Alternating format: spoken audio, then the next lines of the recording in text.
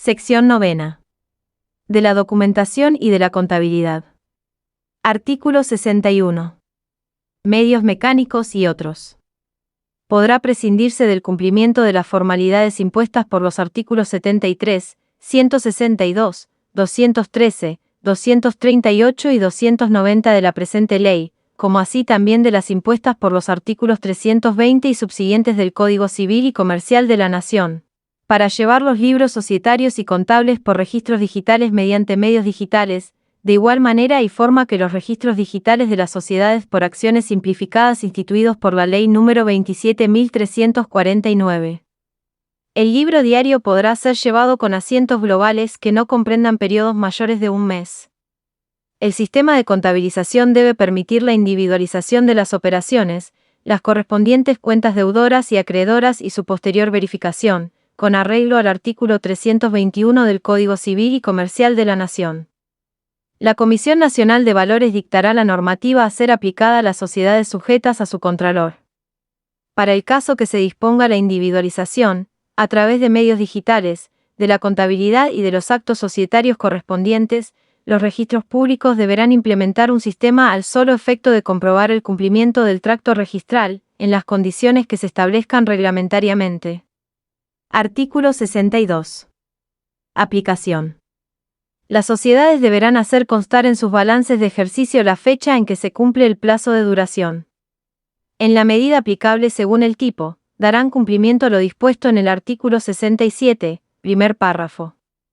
Las sociedades de responsabilidad limitada cuyo capital alcance el importe fijado por el artículo 299, inciso 2, y las sociedades por acciones deberán presentar los estados contables anuales regulados por los artículos 63 a 65 y cumplir el artículo 66. Sin perjuicio de ello, las sociedades controlantes de acuerdo al artículo 33, inciso 1, deberán presentar como información complementaria, estados contables anuales consolidados, confeccionados con arreglo a los principios de contabilidad generalmente aceptados y a las normas que establezca la autoridad de contralor. Principio general. Cuando los montos involucrados sean de significancia relativa, a los efectos de una apropiada interpretación, serán incluidos en rubros de conceptos diversos. Con el mismo criterio si existiesen partidas no enunciadas específicamente, pero de significación relativa, deberán mostrarse por separado. La Comisión Nacional de Valores, otras autoridades de contralor y las bolsas, podrán exigir a las sociedades incluidas en el artículo 299, la presentación de un estado de origen y aplicación de fondos por el ejercicio terminado, y otros documentos de análisis de los estados contables. Entiéndese por fondos el activo corriente, menos el pasivo corriente. Ajuste. Los estados contables correspondientes a ejercicios completos o periodos intermedios dentro de un mismo ejercicio, deberán confeccionarse en moneda constante. Artículo 63. Balance. En el balance general deberá suministrarse la información que a continuación se requiere. 1. En el activo. A. El dinero en efectivo en caja y bancos, otros valores caracterizados por similares principios de liquidez, certeza y efectividad, y la moneda extranjera. B. Los créditos provenientes de las actividades sociales. Por separado se indicarán los créditos con sociedades controlantes, controladas o vinculadas, los que sean litigiosos y cualquier otro crédito. Cuando corresponda, se deducirán las previsiones por créditos de dudoso cobro y por descuentos y bonificaciones. C. Los bienes de cambio, agrupados de acuerdo con las actividades de la sociedad. Se indicarán separadamente las existencias de materias primas, productos en proceso de elaboración y terminados, mercaderías de reventa o los rubros requeridos por la naturaleza de la actividad social. D. Las inversiones en títulos de la deuda pública, en acciones y en debentures, con distinción de los que sean cotizados en bolsa, las efectuadas en sociedades controlantes, controladas o vinculadas, otras participaciones y cualquier otra inversión ajena a la explotación de la sociedad. Cuando corresponda se deducirá la previsión para quebrantos o desvalorizaciones. E. Los bienes de uso, con indicación de sus amortizaciones acumuladas. F. Los bienes inmateriales, por su costo con indicación de sus amortizaciones acumuladas. G. Los gastos y cargas que se devenguen en futuros ejercicios o se afecten a estos, deduciendo en este último caso las amortizaciones acumuladas que correspondan. H. Todo otro rubro que por su naturaleza corresponda ser incluido como activo. 2. En el pasivo. Primero. A. Las deudas, indicándose separadamente las comerciales, las bancarias, las financieras, las existentes con sociedades controlantes, controladas o vinculadas, los debentures emitidos por la sociedad, los dividendos a pagar y las deudas a organismos de previsión social y de recaudación fiscal. Asimismo se mostrarán otros pasivos devengados que corresponda calcular. B. Las previsiones por eventualidad que se consideren susceptibles de concretarse en obligaciones de la sociedad. C. Todo otro rubro que por su naturaleza represente un pasivo hacia terceros. D. Las rentas percibidas por adelantado y los ingresos cuya realización corresponda a futuros ejercicios. Segundo.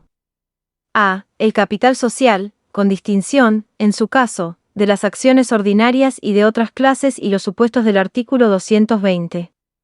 B. Las reservas legales, contractuales o estatutarias voluntarias y las provenientes de revaluaciones y de primas de emisión.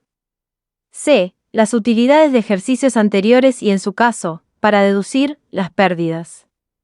D. Todo otro rubro que por su naturaleza corresponda ser incluido en las cuentas de capital, reservas y resultados. 3. Los bienes en depósito, los avales y garantías, documentos descontados y toda otra cuenta de orden. 4. De la presentación en general.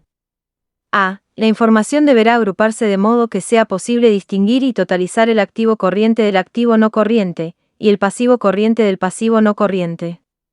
Se entiende por corriente todo activo o pasivo cuyo vencimiento o realización se producirá dentro de los 12 meses a partir de la fecha del balance general, salvo que las circunstancias aconsejen otra base para tal distinción. B. Los derechos y obligaciones deberán mostrarse indicándose si son documentados con garantía real u otras. C. El activo y el pasivo en moneda extranjera deberán mostrarse por separado en los rubros que correspondan. D. No podrán compensarse las distintas partidas entre sí. Artículo 64. Estado de resultados. El estado de resultados o cuenta de ganancias y pérdidas del ejercicio deberá exponer. Primero. A. El producido de las ventas o servicios, agrupado por tipo de actividad. De cada total se deducirá el costo de las mercaderías o productos vendidos o servicios prestados, con el fin de determinar el resultado. B. Los gastos ordinarios de administración, de comercialización, de financiación y otros que corresponda cargar al ejercicio, debiendo hacerse constar, especialmente, los montos de 1. Retribuciones de administradores, directores y síndicos. 2. Otros honorarios y retribuciones por servicios. 3. Sueldos y jornales y las contribuciones sociales respectivas. 4. Gastos de estudios e investigaciones. 5. Regalías y honorarios por servicios técnicos y otros conceptos similares. 6. Los gastos por publicidad y propaganda. 7. Los impuestos, tasas y contribuciones, mostrándose por separado los intereses, multas y recargos. 8. Los intereses pagados o devengados indicándose por separado los provenientes por deudas con proveedores, bancos o instituciones financieras, sociedades controladas, controlantes o vinculadas, y otros. 9. Las amortizaciones y previsiones. Cuando no se haga constar algunos de estos rubros, parcial o totalmente, por formar parte de los costos de bienes de cambio, bienes de uso u otros rubros del activo, deberá exponerse como información del directorio o de los administradores en la memoria. C. Las ganancias y gastos extraordinarios del ejercicio. D. Los ajustes por ganancias y gastos de ejercicios anteriores. El estado de resultados deberá presentarse de modo que muestre por separado la ganancia o pérdida proveniente de las operaciones ordinarias y extraordinarias de la sociedad, determinándose la ganancia o pérdida neta del ejercicio, a la que se adicionará o deducirá las derivadas de ejercicios anteriores. No podrán compensarse las distintas partidas entre sí. Segundo. El estado de resultados deberá complementarse con el estado de evolución del patrimonio neto. En él se incluirán las causas de los cambios producidos durante el ejercicio en cada uno de los rubros integrantes del patrimonio neto. Artículo 65. Notas complementarias. Para el caso que la correspondiente información no estuviera contenida en los estados contables de los artículos 63 y 64 o en sus notas, deberán acompañarse notas y cuadros, que se considerarán parte de aquellos. La siguiente enumeración es enunciativa. 1. Notas referentes a A. Bienes de disponibilidad restringida explicándose brevemente la restricción existente.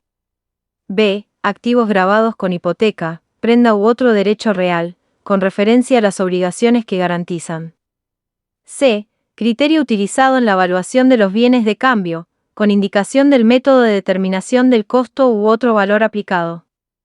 D. Procedimientos adoptados en el caso de revaluación o devaluación de activos debiéndose indicar, además, en caso de existir, el efecto consiguiente sobre los resultados del ejercicio. E. Cambios en los procedimientos contables o de confección de los estados contables aplicados con respecto al ejercicio anterior, explicándose la modificación y su efecto sobre los resultados del ejercicio. F. Acontecimientos o operaciones ocurridos entre la fecha del cierre del ejercicio y de la memoria de los administradores, que pudieran modificar significativamente la situación financiera de la sociedad a la fecha del balance general y los resultados del ejercicio cerrado en esa fecha, con indicación del efecto que han tenido sobre la situación y resultados mencionados. G. Resultado de operaciones con sociedades controlantes, controladas o vinculadas, separadamente por sociedad. H. Restricciones contractuales para la distribución de ganancias. I. Monto de avales y garantías a favor de terceros, documentos descontados y otras contingencias, acompañadas de una breve explicación cuando ello sea necesario. J. Contratos celebrados con los directores que requieren aprobación, conforme al artículo 271, y sus montos. K. El monto no integrado del capital social, distinguiendo en su caso, los correspondientes a las acciones ordinarias y de otras clases y los supuestos del artículo 220. 2. Cuadros anexos. A. De bienes de uso, detallando para cada cuenta principal los saldos al comienzo, los aumentos y las disminuciones y los saldos al cierre del ejercicio. Igual tratamiento corresponderá a las amortizaciones y depreciaciones, indicándose las diversas alícuotas utilizadas para cada clase de bienes. Se informará por nota al pie del anexo el destino contable de los aumentos y disminuciones de las amortizaciones y depreciaciones registradas. B. De bienes inmateriales y sus correspondientes amortizaciones con similar contenido al requerido en el inciso anterior. C. De inversiones en títulos valores y participaciones en otras sociedades, detallando. Denominación de la sociedad emisora o en la que se participa y características del título valor o participación, sus valores nominales, de costo, de libros y de cotización, actividad principal y capital de la sociedad emisora o en la que se participa. Cuando el aporte o participación fuese del 50% o más del capital de la sociedad o de la que se participa, se deberán acompañar los estados contables de esta que se exigen en este título. Si el aporte o participación fuese mayor del 5% y menor del 50% citado, se informará sobre el resultado del ejercicio y el patrimonio neto según el último balance general de la sociedad en que se invierte o participa. Si se tratara de otras inversiones, se detallará su contenido y características, indicándose, según corresponda, valores nominales, de costo, de libros, de cotización y de evaluación fiscal. D. De previsiones y reservas, detallándose para cada una de ellas, saldo al comienzo, los aumentos y disminuciones y el saldo al cierre del ejercicio. Se informará por nota al pie el destino contable de los aumentos y las disminuciones, y la razón de estas últimas.